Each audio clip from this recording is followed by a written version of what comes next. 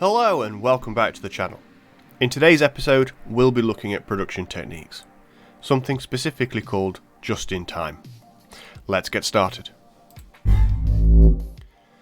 Okay, so welcome to our production line. We have here a few different things that I need to go through. First of all, we have our part manufacturing plant where all the parts for our product are going to be made and manufactured. And this is part of the life cycle assessment. We also then have my production line where all of my products are assembled and placed together. Now, just-in-time is a production technique used to reduce the amount of stock being stayed in one place at one time. So, for example, here we have our stock and it's just currently sat doing nothing whilst waiting to go on the production line. That's going to cost us money in terms of warehouse space, and it's going to be a burden on our business. So to stop that, or to slow that process down by having us work more efficiently, we're going to use the production technique called just-in-time.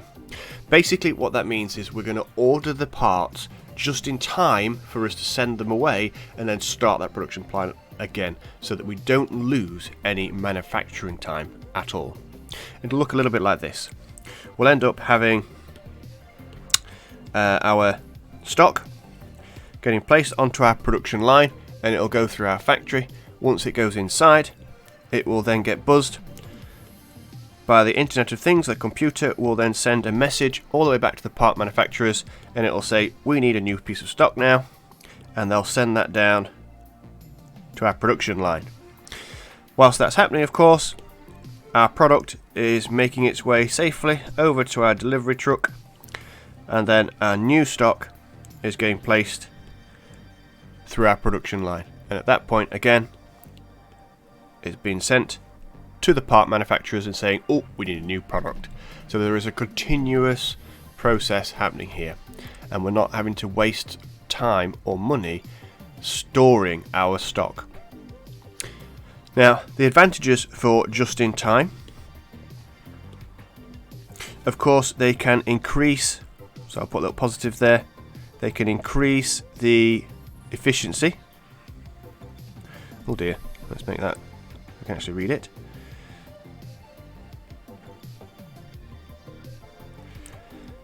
And of course, they can reduce waste.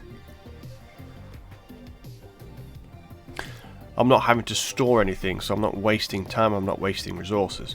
I'm not having to hold pallets or anything like that. There are a few drawbacks to it though, so the negatives all the way down here, that if we have any breaks, so let's say my machine here breaks down, then it can hold up supply.